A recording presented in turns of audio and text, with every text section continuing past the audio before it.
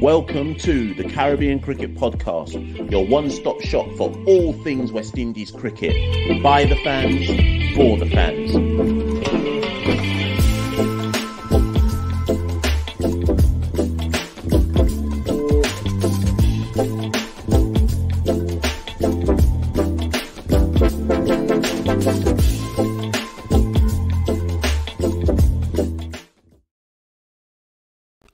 Yes, ladies and gentlemen, welcome to another CG United Super 50 preview show. So far, we've looked at the Leeward Islands Hurricanes, we've looked at the Jamaica Scorpions, and today we're going to take it a notch further by looking at the Barbados Pride. My name is Mashal St. Patrick here at one half of the Caribbean Cricket Podcast, and thank you for listening, liking, sharing, subscribing to the Caribbean Cricket Podcast. We have already had game one of the Super 50 on Saturday night. The Leeward Island Hurricanes defeated West Indies Academy.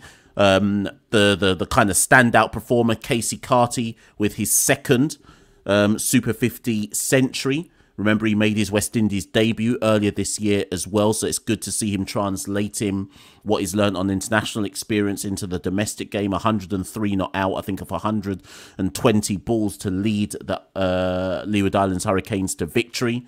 Some other statement performances, or I don't know if you want to call them statement, but interesting performances. Joshua Bishop. We're talking about Barbados Pride today, but Joshua Bishop, 4 wickets for the West Indies Academy. Rakeem Cornwall, not in the West Indies Test Squad's Tour Australia, 4 wickets for the Hurricanes. And on the West Indies Academy side, a couple of 40s from Kevin Wickham, another Bayesian. And Keegan Simmons, I think he got 43 in reply as well. But people, I'm excited to bring on Nikhil. Oh, I don't even need to give Nikhil an introduction. If you listen to the Caribbean Cricket Podcast, you know Nikhil. But just in case you're somebody new to the Caribbean Cricket Podcast, Nikhil's more famous than us. It's the great Nikhil Uttamchandani, currently on ESPN, BT Sport, wherever you are in the world. Nikhil is on your screens covering Super 50 in Antigua. He'll be there, I assume, for the duration of the Antigua leg of the tournament. He was excellent as well. Come on, it's no surprise, people. He was brilliant alongside Courtney, Kirtley. I think Marley Richards was there as well. And if you closed your eyes, you would have just assumed Nikhil has been doing this on TV for like the last 15, 20 years. So it's happy to bring Nikhil on, long time guest partner of the Caribbean Cricket Podcast, to talk the Barbados Pride. I'm going to ask him to put his Barbados hat on for this particular edition and just talk us through his views of the selection for Barbados Pride. But without any further ado, let me bring Nikhil on. Yes, Nikhil, how you doing? How you doing, man? Thanks so much for the introduction. And I think obviously it's a great moment for me to be able to commentate during the Super 50, and I'm grateful to Cricket West Indies and others for giving me the opportunity, but also to you guys for constantly giving me the platform and, you know, just to talk about local cricket. And I think it's really cool that, you know, I could be some sort of a representation for you guys and for all of us Cricket Caribbean fans in the region and across the world who, you know, take an interest and see cricket from a different perspective than some of the past greats. So happy to be here and speak about Barbados, man. Yeah, I'm really glad that you mentioned that kind of local cricket aspect, Nikhil, because the one thing that has set you apart from the first time you and I, Santoki, interacted is the fact that you actually care deeply about the development of the game at the local level. So it's great to see you getting all the different opportunities to just kind of showcase not only obviously your broadcasting ability, which is that's not even remotely called into question, but to showcase more importantly your depth of knowledge about the domestic game. And as you say, Nikhil, let me bring them up on the screen. We're here to talk about the Barbados Pride because it's an interesting selection, this year's squad, the Barbados Pride, Nikhil. There'll be some names there that your average West Indian cricket fan won't necessarily know unless you're deep in the Barbados game. There are names there. There's names there that I don't know, Nikhil, which is why we had to do this particularly. So you're the best placed person for me to talk us through this, but I'll just read out the squad for people. So Shea Hope, interestingly, is captain. Kamari Boyce, Craig Brathwaite, Jonathan Carter, Ruston Chase, Akeem Jordan, Nicholas Curtin, Javed Leacock, Jair McAllister, Zachary McCaskey, Russian Primus, Ramon Simmons, Shamar Springer, and Jamel Warrican. Now, before I go to Nikhil, just a few kind of housekeeping things that people need to know about. Craig, let me see if anybody else. Craig will be leaving, and Ruston. Craig and Ruston will be leaving after the first round of the tournaments. That should be 3 games for the Pride before they fly out to Australia. We already know that Shane Dowrich will be replacing Craig Brathwaite when he leaves to go to Australia. I'm not sure if Barbados have announced yet who will replace Ruston. They'll have to get someone because I'm not, well, anyways, they'll have to get somebody to replace Ruston, and I don't know who that's going to be at this particular moment in time. But Nikhil, first things first, let me just make this an open-ended question. Just break down this Barbados squad in terms of what there's so many different aspects to it, but just break it down in terms of your general thoughts on the squad compiled. I think, Mash, a lot of this squad has been selected on the basis of the Barbados Legends Cup, which is a trials, the Barbados trials. All the territories have had it. We see the Guyana GCB tournament, the 50-over tournament. Trinidad had their own version. And that was a series of 7 to 8 matches where I think it was 4 or 5 teams played in 50-over matches to then see, you know, who was top of sort of the ranking. So a lot of these names, some of the new ones is, you look at someone like a Javed Leacock, Jair McAllister, you know, even a return for Roshan Primus, Shamar Springer. It's on the back of good performances in that Legends Cup.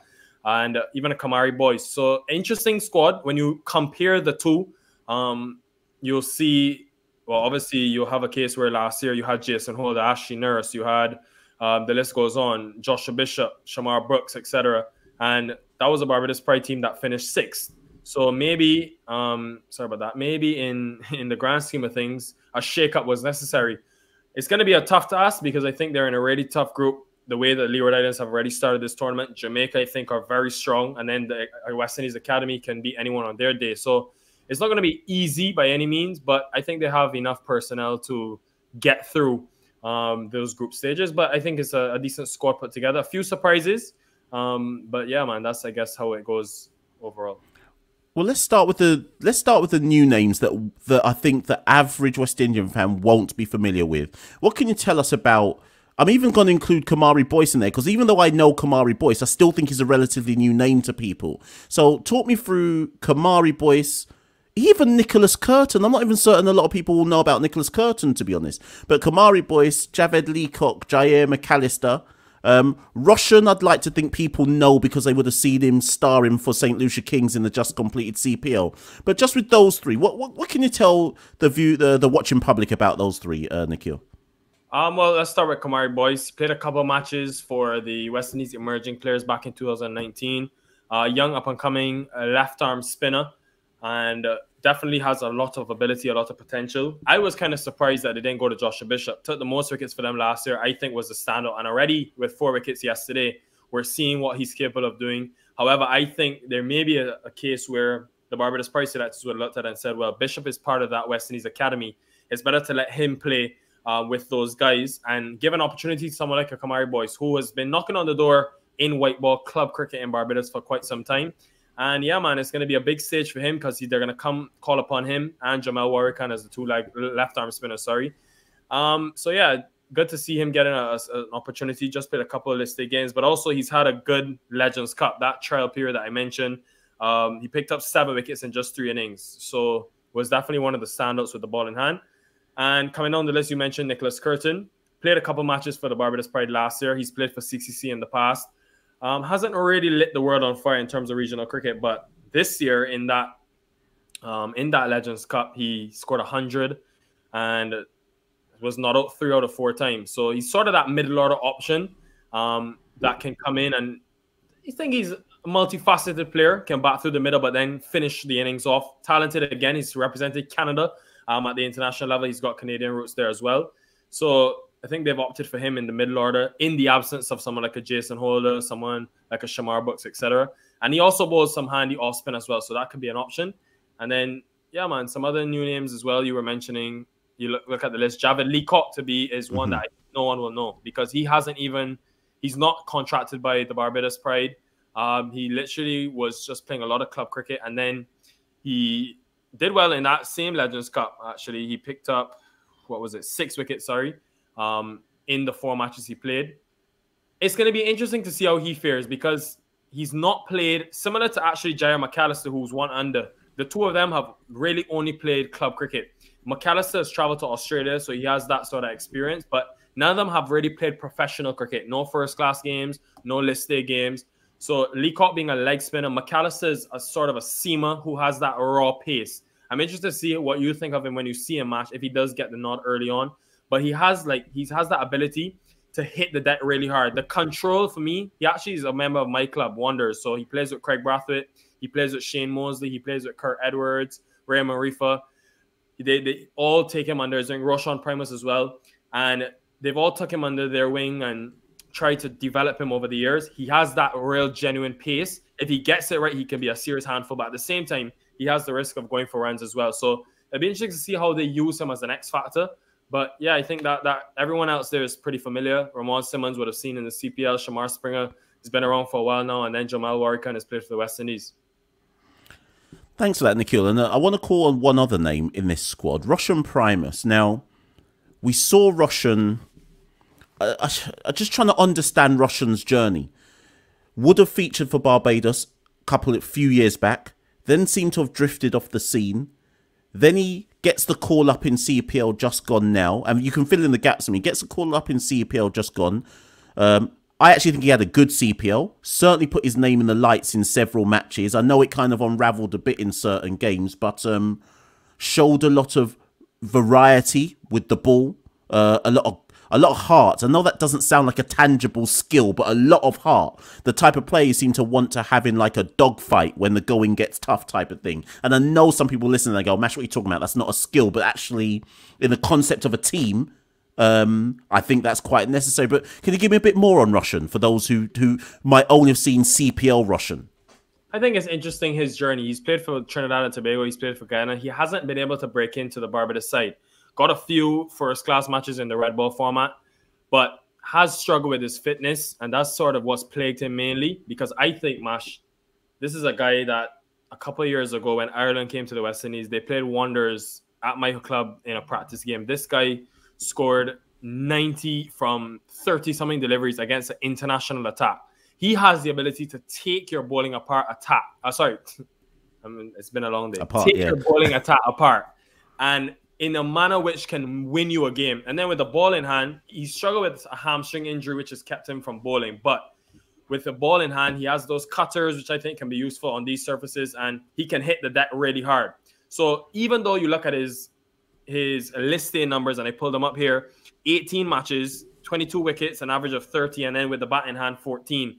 Not anywhere you would think that would merit a place.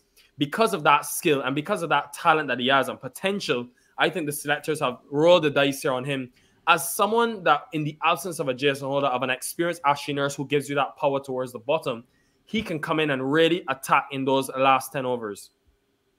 You've mentioned a few names. You just said Ashley Nurse there. There's quite a few absentees, Nikhil. Now, obviously, Jason is in Australia. That's understandable. Shamar Brooks is in Australia. That's understandable. Raymond Rifa, Kyle Mears. Raymond Rifa is in Australia, yeah.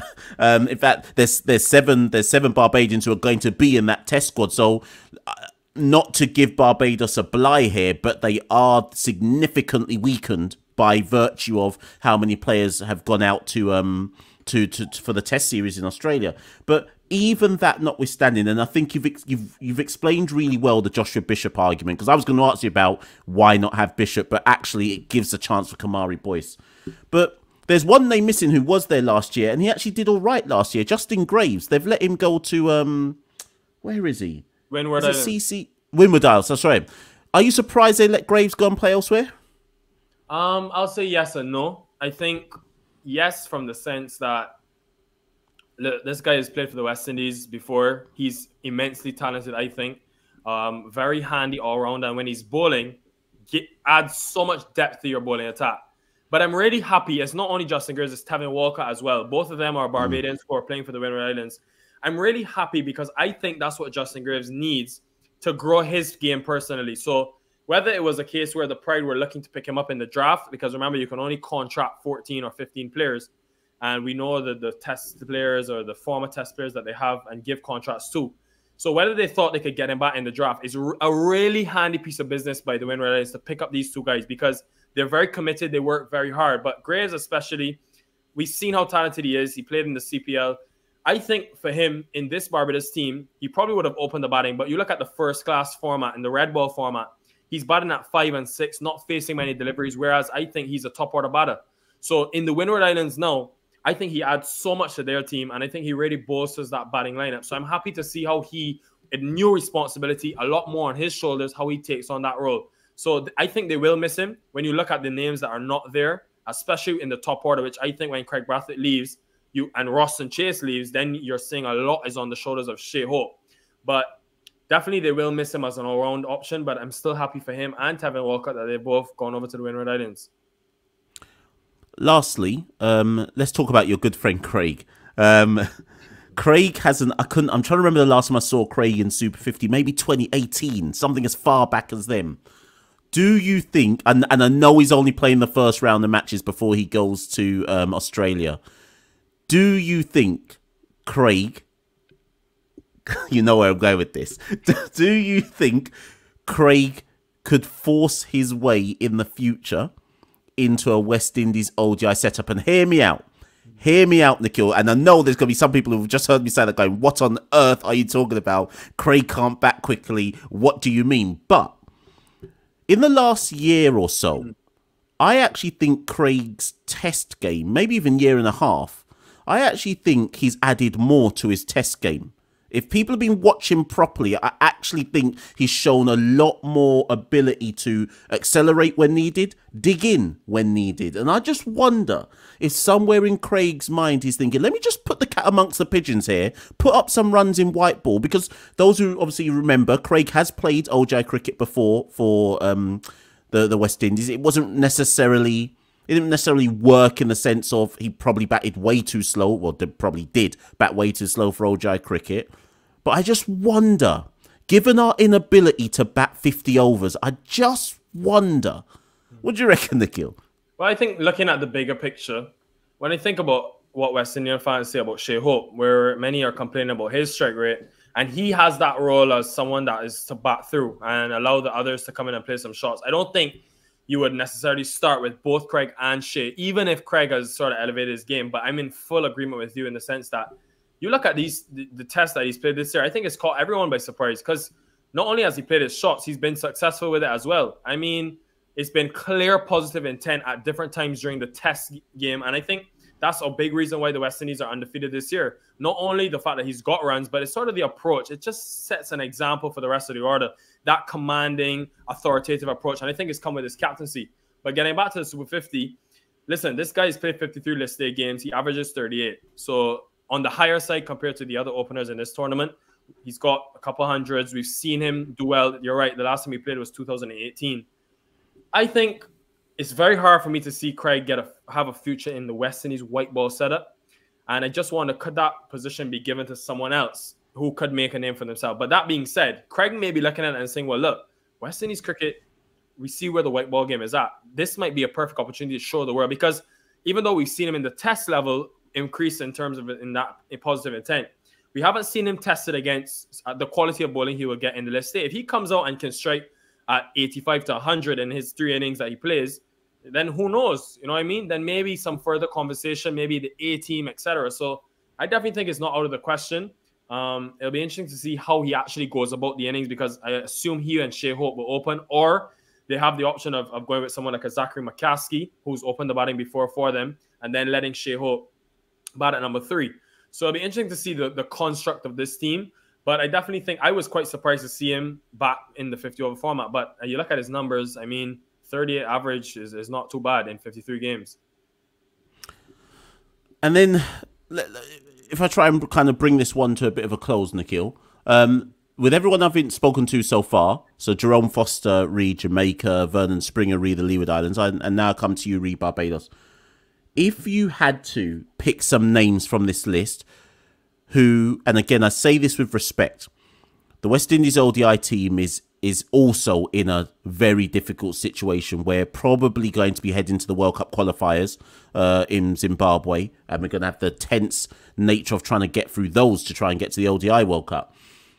If you look at this Barbados Pride squad now, who would you say are the players to watch where they might be able to force their way into West Indian colours by March when we go to South Africa? Who would be the players you'd say to someone, keep an eye on this guy? They could just force their way in. It's interesting, actually. I think maybe I'm going to say this name for sure because I think he's skilled. Akeem Jordan is one to watch. Many will remember that year CCC won, and he played a huge part in their victory. You look at his numbers in list A cricket, 45 wickets in 26 matches, an average of 22. I think he is the type of player. Now, his skill set is one dominant on the new ball. He gets that lateral movement with the new ball. But I think this is a good test to see if he can actually bowl at the back end of the innings. But if he has another big Super 50, given the fact that in that 2018 it was, when CCC won under the captaincy of Carlos Brathwaite, he stepped up in such a big way. We've seen him in the CPL for the St. Kitts and Nevis Patriots. This is the perfect opportunity now with no Shamar Springer, no Dominic Drakes, no Kemar Roach, and no Jason Holder. He's really the leader of the attack. One of the more experienced members when you look amongst Shamar Springer, Ramon Simmons, Roshan Primus, McAllister. So if he can take that commanding approach, I think he's definitely one to watch. I could have said Roston Chase, but I think the 3 games isn't giving me enough time. And I'll go for Shamar Springer because I think Shamar Springer is one of the more talented creators we have in this region. But because there's so many all-rounders, especially not only in the West Indies, but in Barbados, he's found it really tough to break in. Now he's finally gotten that opportunity. He can bowl for me across all 3 phases of the innings. He's got those handy variations. And then with the bat, as we saw in the Under-19 World Cup, I think he's very underrated. So if he can get back, it was a long time ago when he played in that Under-19 World Cup. Everyone will remember the chest roll, etc. But he's been in and out of cricket, playing in the CPL one year, then not in the next. He played this year, but didn't get any games. Now in this Barbados team, I think they probably will start him, given the fact that you look against McAllister, Primus. You want that all-rounder to come and finish the innings off. I think Springer and Primus probably will do that job. So I think someone like him is someone like a Dominic Drakes who just forced their way into the team after a few good regional performances. So you never know. But I think, listen, past just the Barbados Pride, man, this Super 50, we've seen the history of the West Indies selectors, whereas they've been clear that they want to reward local performances. And with that World Cup being less than a year away, and probably us having to go to the qualifiers, I'm pretty sure that the selectors are sort of, after that World Cup, disappointing World Cup showing, these players have got a clean slate. Whereas I don't think many will be frightened. The selectors, that is, will be frightened to go to some newer options. Just because, I mean, look, we haven't done very well. Let's be real. And sometimes you want that sort of fresh energy, fresh impetus. So I think guys like Springer, guys like Primus are in their prime, pun intended. But I think it's hard for like Jonathan Carter, Jamel Warrican, even though I think they add a lot to the Barbados side, given that you're missing Raymond Reefer, Kyle Mears, and those guys. I find it hard to see a selector going to them now, so late in their careers. Just finally, Nikhil, when Roston leaves to go to Australia, who would you call if Barbados do utilise the fact that there'll be one less? Because obviously, Craig, like I say, Craig's replacement will be Shane Dowrich. So who would you call to replace Roston Chase if they have the capacity to bring someone? Yeah, I think they definitely should. But what I will say is, first of all, I was kind of surprised that they replaced Craig with Dowrich, given that, you probably want that opener. But I think the thinking is that when Craig leaves, then Shea and Zachary McCaskey will open the batting. So I think I would probably go for that added opener depth. Like when Roston leaves, since you didn't replace Craig with an opener, I would probably bring an opener from Barbados. But there's actually 2 names that I thought should have made the squad. The first one being Jonathan Drakes, had a really good Legends Cup, has had a really good club season for Wanderers in Barbados. He's been picked up by CCC, so that's one to keep an eye out for. He's had some good performances. He's played for CCC in the past, but if on his day, is just a classical player. And you talk to Shea Hope and those guys, and they're big fans of him. So him and Kevin Wickham, who scored runs yesterday, 190 runs across 4 matches. He was 3rd in the runs in that Legends Cup. I felt Kevin Wickham had a really good chance. And listen, I'm a big Kevin Wickham fan, Mash. I mean, this guy just is so fluent. He just looks like born for runs. And ever since that under-19 World Cup earlier this year, he was a reserve, didn't make the first squad, but because of COVID came in and then averaged 83 in 4 innings. So it tells you about sort of his persistence, his perseverance. And he went back home to Barbados during the year, worked really hard with these same guys, trained with the Barbados Pride, and then showed out against some high-quality bowling in that Legends Cup. So I think they could have really used his expertise, but I'm happy that he's with the academy because now you can see the role he's playing. So if I had to choose one, getting back to your answer, I probably would go for an opener. I think 2 guys, Lenico Boucher is impressed. We've seen him at the higher level, but even Shane Mosley, who people have forgotten about. He hasn't played since that Bangladesh. He's been in the red ball, hasn't really set the world alight, but he's played 6 list A games. He's got a 50 already, some runs back in that 2018 season. And I think he can come in as sort of that coverage in that opener spot. So definitely think McCaskey and Shea Hope will start. But it's an interesting top order dilemma because you look at this team and you look at 3 names when it comes to with the bat in hand. Obviously, Craig is there, but I'm mainly focusing on Shea, Carter, and Roston Chase prior to the tournament. But now you're losing Roston Chase and a lot of that experience. So can guys like Primus, Springer, even a Nicholas Curtin step up? Because, listen, Barbados Pride can't afford to lose many games in terms of what I've seen from those 2 teams last night, and Jamaica are coming. Most definitely, and that's probably the best place to end it on. I will just say to you, Nikhil, that when somebody asked me, as a non-Barbadian, I said the person I'm most excited to watch is Ramon Simmons. Obviously, we've seen what he did first class season this year. I already knew he was setting the place alight in Barbados before that anyway.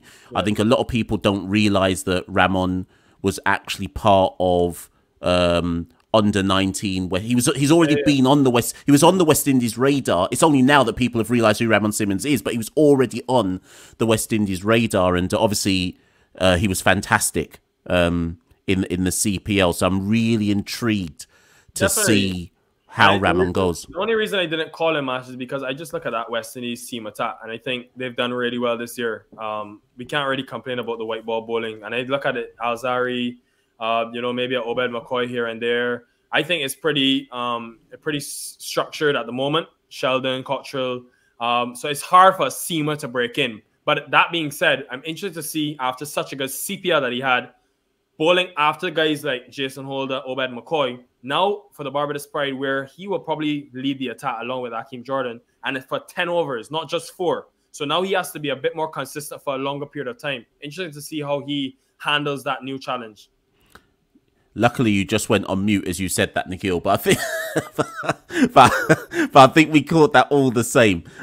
People, I don't know if Nikhil will still be on mute, so not stress him out just in case he is.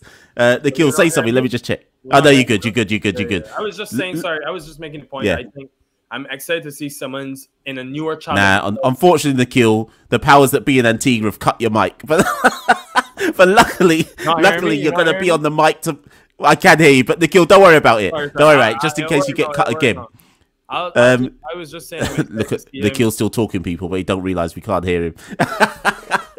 Nikhil, listen, we're going to be able to hear you on the mic on TV tomorrow.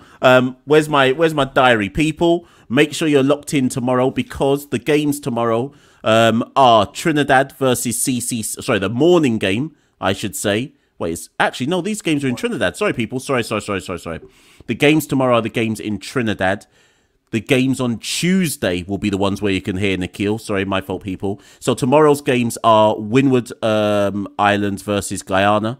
That's the morning game, and then Trinidad versus CCC. Those games will be in Trinidad. You can stream those on the West Indies YouTube channel, and then on Tuesday you'll hear Nikhil. On ESPN BT, we've got West Indies Academy versus the same Barbados Pride in the morning, and then Leeward Islands Hurricanes versus Jamaica in the evening, people. So do stay locked in for those games over the next few days or so, and stay locked in general for the Super 50. I won't stress Nikhil out by asking him to come back on just in case his mic's not working. Oh yeah, you're good. Yes, I'll give you the final words, Nikhil. Yeah, man, thanks for having me. I was just making sorry about all the issues with the mic. I was making the point about Simmons. I'm just excited to see how him and some other guys fare with this challenge of bowling 10 overs as opposed to 4. I think is a different challenge, and I'm excited to see how this team, I think it could go either way, man. This team could either, really surprise many with the inexperience that they have, or it could unfortunately go south. So that'll be interesting. And I mean, this CG United Super 50 is very important. So looking forward to the next couple of weeks. Perfect. And people, that's a perfect way to end it, and I'll leave it there. Thank you so much as ever, people, for tuning in. Before you go, like, share, subscribe to Caribbean Cricket Podcast. You can find Nikhil, of course, on Twitter at Nick Uttam, NIKUTTAM. But I'm sure the whole world's following Nikhil right now. But like I say, do support, show Nikhil your support. Tune in on Tuesday, people, because his commentary is fantastic. But thanks, Nikhil, and thanks everybody for listening, and stay locked in for some more content on the Caribbean Cricket Podcast. We rule the cricket world. Now the rules. Welcome to the Caribbean Cricket Podcast, your one-stop shop for all things West Indies cricket. By the fans, for the fans.